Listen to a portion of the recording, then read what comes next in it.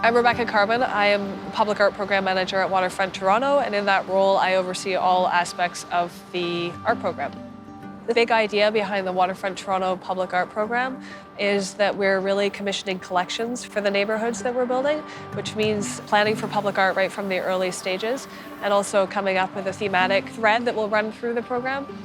In the case of the West Donlands specifically, when looking at kind of what might be that connective thread throughout the art program, we looked at the fact that this was recently a brownfield site, but we're also right beside the Don River, which is one of the kind of natural gems of the city.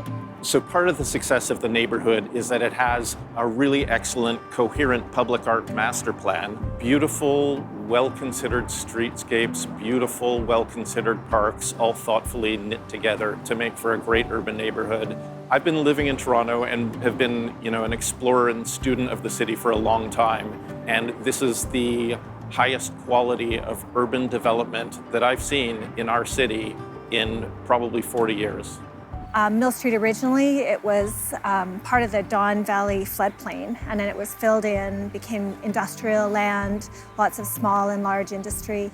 I was really interested in that past, but also this new future in this area, this place of energy and life, of sustainability, of a new community for people.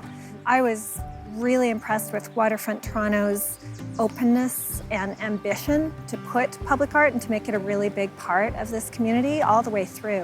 One of the problems with public art, it can feel like it's been kind of dropped from the sky into a place, and to have a higher level integration into the neighborhood and development as a whole with a kind of curatorial thought about it is only going to help the pieces and the logic of the neighborhood as a whole.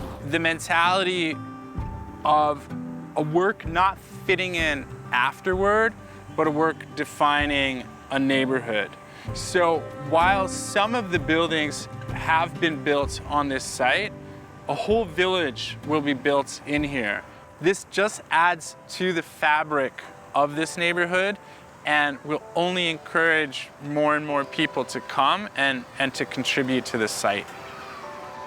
If the public art was implemented after the site was complete, we wouldn't have had the opportunity to change the paver pattern, to add mounds to the landscape, to do a rubber surface that would be inviting for children to play and bounce on. They anticipate that it will be a site of congregation, a site for social interaction. When you commission art for the public realm, you have to, of course, anticipate that it's going to be just part of somebody's regular daily activity. So you want to try and think about how that can happen in a way that will actually interrupt that daily activity in a positive way.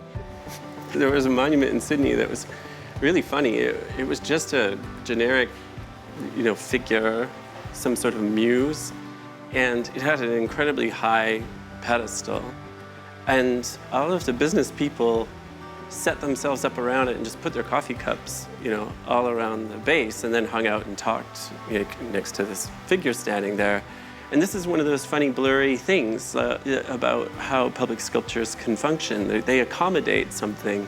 When it's really successful, you don't think about it necessarily as artwork. That you think about it as a kind of rupture or a difference in your day-to-day living space, or something that you walk by, but that it opens up your world a little bit.